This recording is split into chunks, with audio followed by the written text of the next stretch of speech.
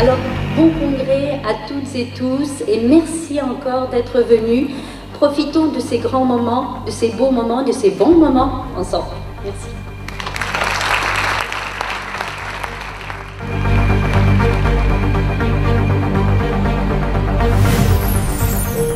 L'organisation ARIC, c'est pour coordonner, en fait, pour réunir les chercheurs de tout azimut, les enseignants, les intervenants sociaux aussi, qui malaxent ce concept de l'interculturalité, contact de culture, les phénomènes qui se passent quand des personnes avec des référentiels culturels différents se mettent en contact, comment est-ce que cela transparaît, comment est-ce que cela transpire sur leurs pratiques, sur leur vision l'un de l'autre, et une série de recherches sont mises en œuvre.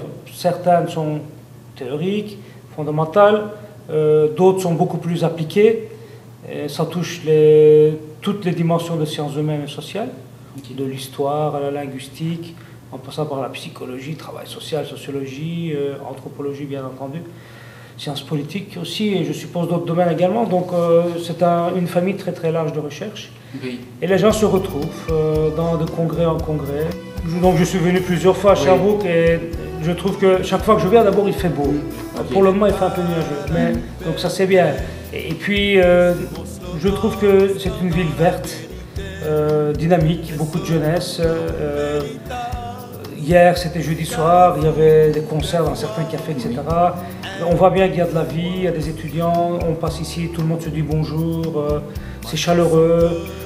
Voilà, les gens qui servent le café, on ne les a jamais vus, ben, ils demandent comment on va, ils blaguent avec vous, ils rigolent un peu. Donc je trouve qu'il y a une bonne ambiance dans la ville. Donc ça, je sais que dans d'autres coins au Québec, c'est vrai également. Mais ici particulièrement, est-ce peut-être parce qu'il y a des collègues que j'estime particulièrement qui me reçoivent, on va dormir chez les uns, chez les autres, il y a vraiment un accueil et donc c'est tout à fait plaisant. Donc ça donne envie de venir plus souvent, si le temps nous le permet, oui. De continuer à travailler, de garder bien chaude cette tradition de collaboration entre voilà, notre institut à Liège et la faculté ici. Bienvenue sur le territoire de la ville de Sherbrooke. C'est un plaisir et un privilège de vous accueillir. Et j'espère que dans les prochaines heures, les prochains jours, vous aurez l'occasion de découvrir les facettes de la ville du bonheur. Je vis très bien mon séjour à Sherbrooke. J'ai fait une bonne sieste cet après-midi pour être pleinement en forme et profiter du colloque ce soir. Comment vous trouvez la ville de Sherbrooke? Ah, c'est incroyable. C'est la première fois que vous arrivez à Sherbrooke? Tout à fait. Je viens pour la première fois dans cette ville. Surtout, il y a une comparaison très très frappante pour moi, puisque je viens de Shanghai, avec une population de 22 millions. Une superficie totale ne représente que 6400 km².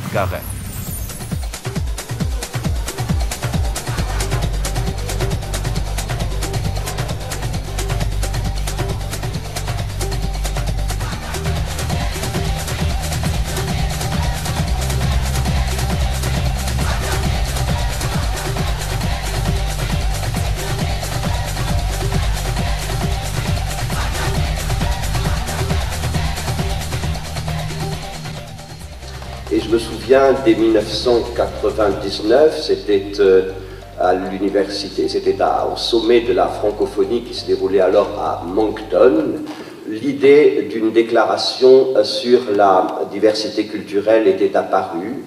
Elle était réapparue quelques années plus tard à l'occasion du sommet de Beyrouth consacré au dialogue des cultures. Et c'est donc Cotonou, c'est donc le Bénin qui a formellement identifié et énoncé les grands impératifs de la diversité culturelle s'agissant de l'espace francophone. À l'issue du congrès de Cotonou, à l'issue du sommet de Cotonou, tous les intervenants, très naturellement, se sont auto-congratulés et chacun a vanté combien diversité culturelle et francophonie étaient des notions indissociables. Et puis le secrétaire général de l'époque, sans doute mal inspiré par son speechwriter, a pris en quelque sorte le contre-pied de tout le monde, en disant, bien sûr, la diversité culturelle est une bonne chose, mais tout ça c'est une banalité. En fait, moi, ce que je veux dire, c'est que la diversité en soi n'est pas obligatoirement une valeur positive. Et même, je peux vous dire que c'est mon principal problème, la diversité, pour gérer cette organisation internationale. Moi, je préfère 1000 fois l'unité à la diversité. Alors, évidemment, ça a jeté un froid dans l'assistance, et si l'on peut douter de l'opportunité d'avoir eu à prononcer de telles paroles à ce moment-là, on ne peut certainement pas douter de la perspicacité du propos, tant il est vrai que la diversité est précisément, sinon un problème, du moins le défi permanent de l'Organisation internationale de la francophonie. En tant que participant et en tant que personnel de l'UNESCO, je voudrais exprimer tout le soutien que l'UNESCO porte à l'endroit de cette réflexion sur la diversité culturelle. Et je voudrais former le vœu que la réflexion qui a été si bien lancée ce matin puisse se poursuivre et se nourrir de tous les échanges qui sont rendus possibles et être une contribution à un meilleur mode de vie ensemble, à un meilleur mode de partage et puisse contribuer, comme quelqu'un disait voici déjà quelques décennies, à une meilleure civilisation de l'universel. Merci. À partir de là, cette déclaration de Bamako qui devait en quelque sorte inspirer des valeurs communes que chacun trouvait allant de soi, la démocratie, les droits de l'homme, la liberté d'expression, a donné lieu certainement et continue de donner lieu au plus intéressant débat qui existe à l'heure actuelle au sein de la francophonie sur les relations entre diversité culturelle et universalité des valeurs. Alors moi je parle d'un premier contact de culture. D'aucuns parleraient de choc de culture. Moi je parle d'un premier contact de culture à l'époque coloniale. Lorsque le missionnaire ou le colon arrive en Afrique, il nous impose un peu sa façon de voir les choses, sa façon de penser. Il nous dit que Dieu est le Père suprême, il est au-dessus de la hiérarchie et que le Père humain doit être aussi au-dessus de la hiérarchie familiale. Il se trouve que dans certaines sociétés en Afrique, la société Congo, d'où je viens par exemple, le système est matrilinéaire. Ce n'est pas le père qui est au-dessus. La société est gérée par la classe de mère. Donc il vient un peu inverser les choses. Le colon vient un peu désorganiser la structuration sociale et familiale qui est en place. Voilà. La première raison, c'est est-ce que la démocratie au sens occidental du terme est la seule démocratie possible? Autrement dit, est-ce que sous le biais de valeurs universelles, l'Occident n'est pas en train d'exporter et d'imposer à tout le monde ses propres valeurs?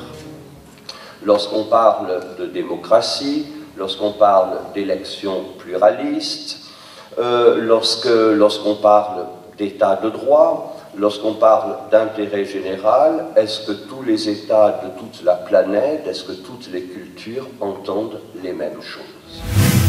La façon de vivre de quelqu'un, toujours c'est comme un miroir. La façon est tout à fait narcissique. Et on c'est difficile d'accepter la différence.